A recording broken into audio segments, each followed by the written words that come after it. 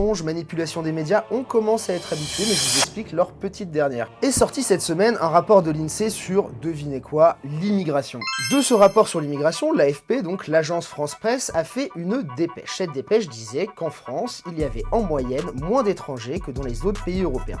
Et là, c'était parti pour le grand cirque médiatique. Les vrais chiffres de l'immigration, l'extrême droite vous ment.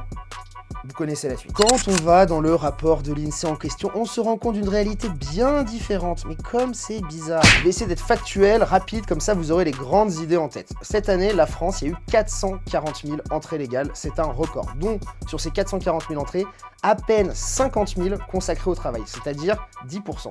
Le reste, c'est des étudiants, c'est du regroupement familial, etc. Il y a une autre nuance dont ne parlent pas les médias, c'est bien sûr la nuance entre les étrangers et les immigrés. Et là, c'est pas du tout la même salade. Déjà, dans les étrangers qui sont en France, il y en a 15% qui sont nés en France, c'est-à-dire qu'ils deviendront automatiquement français à leur majorité, c'est ce qu'on appelle le droit du sol. Chaque année, environ 100 000 personnes deviennent français par la naturalisation, et par la naturalisation seulement, je vous parle pas du droit du sol, ce qui fait que depuis les années 2000, 3 millions de personnes sont devenues françaises par ce système-là. Et comme si c'était pas suffisant, à l'heure où tous les autres pays européens réduisent le droit d'asile, et ben la France détient le record cocorico. Ne laissez personne vous dire que la submersion migratoire est un mythe, surtout pas les médias, ne vous faites pas avoir. Prenez les chiffres, allez dans le truc de l'INSEE, il y a tout dedans et vous voyez bien l'évolution de la population en France.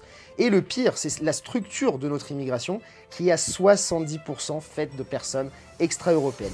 Parce qu'ils vous sortent l'exemple de la Suisse à chaque fois, où en Suisse, il y a 25% d'étrangers, mais 70% de ces étrangers sont des étrangers européens et ne vont pas acquérir la nationalité suisse à la fin. Ne vous laissez pas berner par les médias et surtout, abonnez-vous pour sauver la France. Quoi d'autre ?